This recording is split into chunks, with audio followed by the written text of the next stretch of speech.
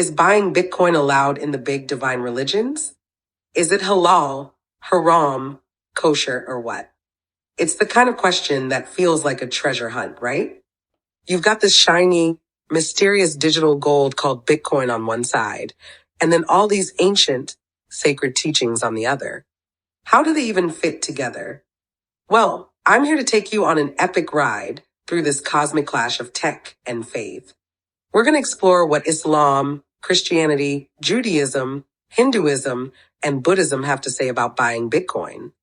And trust me, it's going to be a long, juicy chat like we're just kicking back on the couch, unpacking this massive puzzle piece by piece.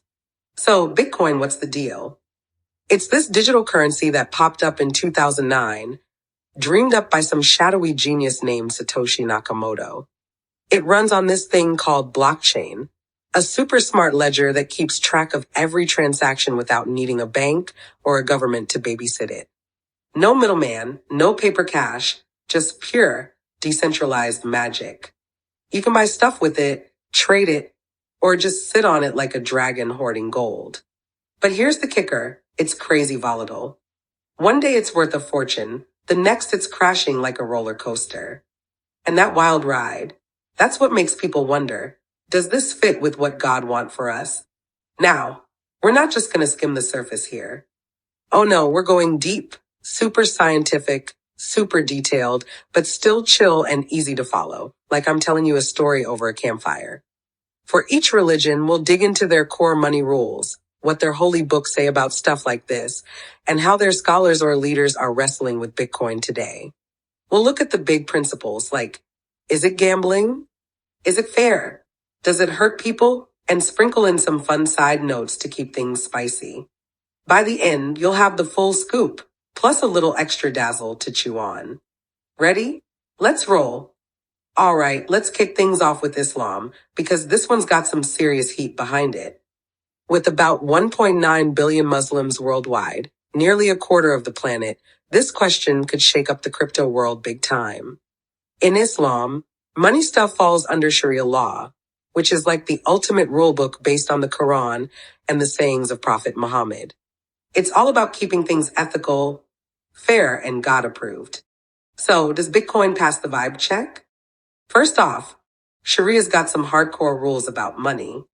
One biggie is riba. That's interest, and it's a hard no. Charging or paying interest is seen as exploitative, like squeezing someone for profit without sharing the risk. Then there's gharar, which means excessive uncertainty. Think shady deals where you don't know what you're really getting. And maysir? That's gambling, another no-go.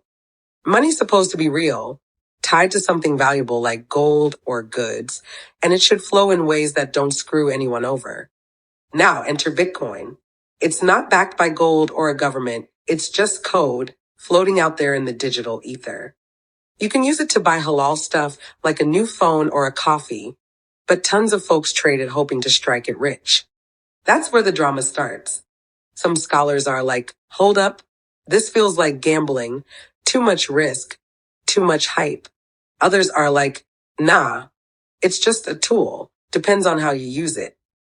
Take Mufti Muhammad Abu-Bakar, a Sharia advisor who dropped a working paper with Blossom Finance back in 2018. He's Team Halal, arguing Bitcoin fits as Islamic money because it's widely accepted as a payment method in some places, like gold or silver were back in the day. He says as long as you're not using it for shady stuff, like drugs or scams, it's fine. Plus, it doesn't involve interest, so no riba worries there. He's chill about it being decentralized too. No central bank meddling means it's closer to pure trade, which Islam digs. But then you've got heavy hitters like Sheikh Shaki Alam, the Grand Mufti of Egypt, throwing shade. In 2018, he called Bitcoin haram, saying it's too unstable, prices jumping from $50,000 to $15,000 in months is nuts, right? He's worried it's a playground for fraud, money laundering, and speculation, which ties into gharar and maysir. The Turkish Directorate of Religious Affairs backed this up, saying it's not compatible with Islam because it's speculative and hard to regulate. Then there's Sheikh Haytham al-Haddad, who's got a spicy take. He says Bitcoin's got no intrinsic value, It's not tied to anything real, unlike gold or even fiat cash. He even calls mining it haram, saying it's creating money from nothing, which feels off in Sharia's eyes. But he leaves the door cracked open for a gold-backed crypto. Now that's a plot twist. Here's where it gets fun. Some scholars, like Ziad Mahom from HSBC Amana, say it's not about intrinsic value but social acceptance. If people treat Bitcoin like money, it's money, simple as that. And since blockchain tracks every move, it's not as anonymous as critics think. It's more like a public diary with coded names. Still, the volatility bugs a lot of folks. Buying Bitcoin can feel like betting on a horse race, and Islam's not about that life. So what's the verdict? It's a split squad. If you're using Bitcoin to buy groceries or send cash to your cousin, most scholars would probably nod, halal vibes. But trading it like a stock, hoping for a moonshot? That's where the haram flags pop up. Indonesia's Ulama Council even banned crypto trading in 2021, citing uncertainty and harm, though they're cool with regulated versions. Bottom line, it's all about intent and execution. You've got to ask yourself, what's your Bitcoin story? Now let's switch gears to Christianity. 2.4 billion followers, the biggest crew on earth. You'd think with all those folks, there'd be a clear yay or a nay on Bitcoin. But nah, it's more like a shrug with a side of, let's talk about it. Christianity doesn't have a Sharia-style money rulebook, but it's got plenty of principles about wealth, fairness, and stewardship that we can vibe with here. The Bible's got some classics on money. Take 1 Timothy 6 verse 10. The love of money is the root of all evil. It's not money itself that's the bad guy, but obsession with it. Jesus flips tables in the temple when folks turn a holy place into a cash grab. Exploitation's a no-no. Then there's the parable of the talents, where investing wisely is praised, but hoarding or gambling it away. Not so much. The vibe is use money responsibly, help others, don't get greedy. So, Bitcoin strolls in no central authority, all digital, a bit chaotic. Some Christians are hyped. They see it as freedom from big banks and governments, which feels righteous when you're skeptical of worldly powers. Others squint at it like, this feels sketchy, too much like a casino. No official church has dropped a Bitcoin fatwa, but let's peek at the chatter. The Catholic Church, with its 1.3 billion peeps, hasn't said much directly. Pope Francis rails against greed and inequality all the time, though, like in his 2013 Evangelii Gaudium, where he calls out unbridled consumerism. If you're buying Bitcoin to flex on the poor, he'd probably give you that disappointed dad look. But using it as a tool, maybe he'd shrug. Protestants are all over the map. Some evangelical bloggers, like on the Christian Post, call Bitcoin a hedge against inflation, tying it to stewardship. If you're investing smartly to provide for your fam, cool. But if you're day trading it like a Wall Street bro, chasing riches, that's where the love of money warning bells ring. One pastor I stumbled across online even said, Bitcoin's fine if it's not your idol, don't let it own you. What about the volatility? Christians don't have a gambling ban like Islam, but Proverbs 13 verse 11 says, wealth gained hastily will dwindle. Bitcoin's wild swings could fit that vibe, easy come, easy go. And the dark web stuff? Yeah, $872 million in Bitcoin traded there in 2018 per Bloom money. If it's funding sin, that's a problem. Jesus isn't cool with hurting people for profit. Here's a fun angle. Some fringe Christian crypto fans tie Bitcoin to end times prophecy. They're like, it's the mark of the beast. But most scholars roll their eyes. Bitcoin's not a global control chip. It's just tech. Still, it's a wild side plot. So Christianity's take? No hard yes or no. It's more like what's in your heart, fam? If you're buying Bitcoin to steward your resources and bless others, you're probably good. If it's all about greed or shady deals, Jesus might side-eye you. It's less about the coin and more about your soul. Classic Christian move. Next up, Judaism, about 14 million folks worldwide, but with a massive influence on money ethics. Jewish law, or halakha, comes from the Torah and centuries of rabbinic wisdom. It's got some overlap with Islam, no interest, fairness first, but a different flavor. Let's see how Bitcoin stacks up. In the Torah, money rules pop up early.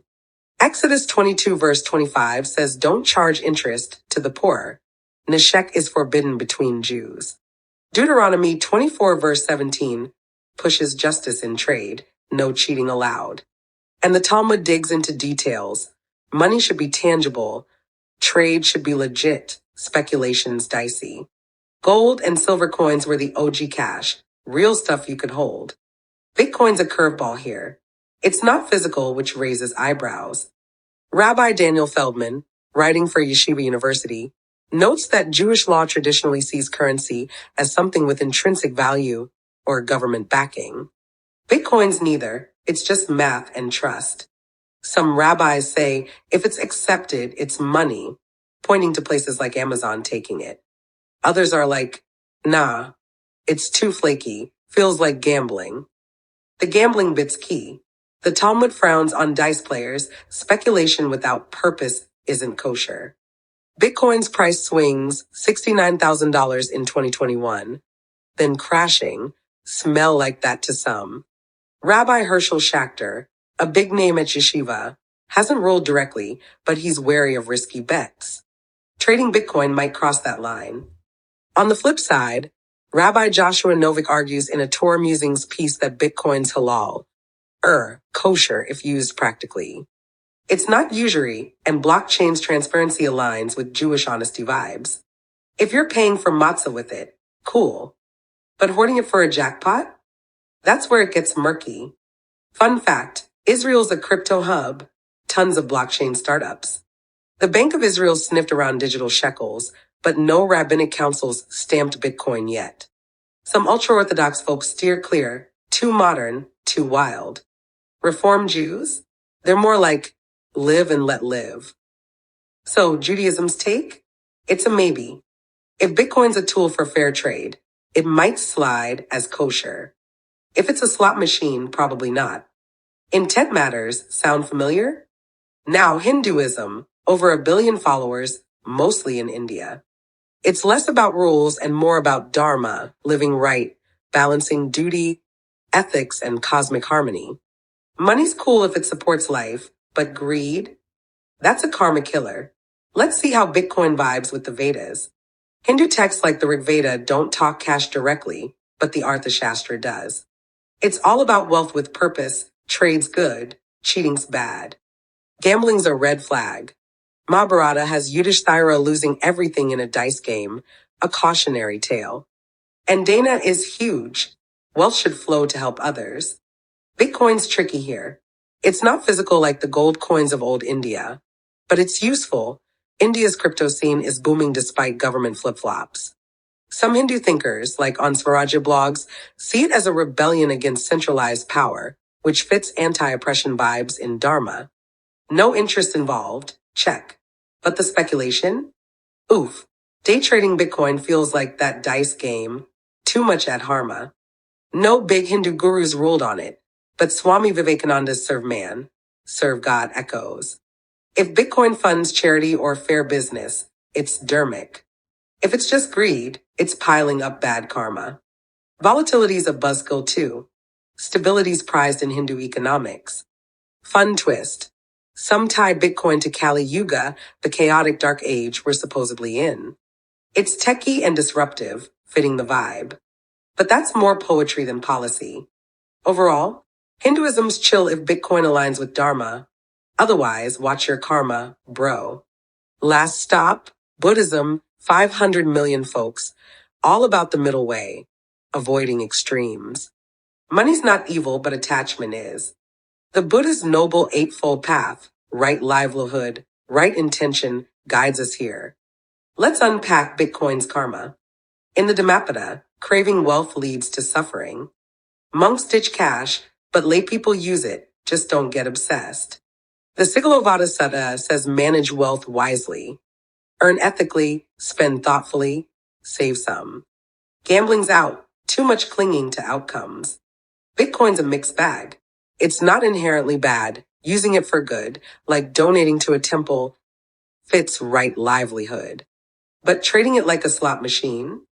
That's craving, and Buddhism's like, chill, fam.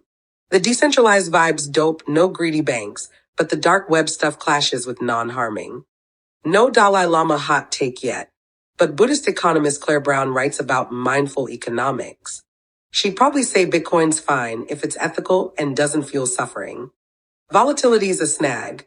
Peaceful minds don't dig roller coasters. Cool angle. Some Buddhists see crypto as a tool for generosity. Blockchain's transparency could fund compassion projects. But if it's just a get-rich scheme, it's off the path. Verdict? Middle way rules. Use it wisely, don't let it use you. Phew, what a ride, right? Here's the recap, fam. Islam. Split call. Halal if it's a tool. Haram if it's gambling or shady. Depends on you. Christianity. No hard rule. Cool if it's stewardship, not if it's greed. Judaism. Maybe kosher for trade, not for bets. Intense key. Hinduism. Dharmic if ethical, adharma if greedy. Karma's watching. Buddhism. Middle way, fine if mindful, trap if obsessive. Across the board, it's less about Bitcoin and more about you.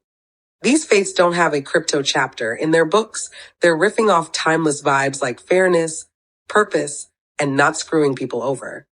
Bitcoin's just the new kid on the block, and they're sizing it up. Extra spice. Think about this. Could Bitcoin bridge faiths? Muslims, Jews, and Christians all hate interest. Crypto sidesteps that. Hindus and Buddhists dig harmony. Decentralization could vibe there. Maybe it's less about allowed and more about how. Wild thought, huh? So, next time you're eyeing that Bitcoin buy button, chat with your soul. It's your story. What's the ending gonna be? Let's keep this combo going. Drop your thoughts.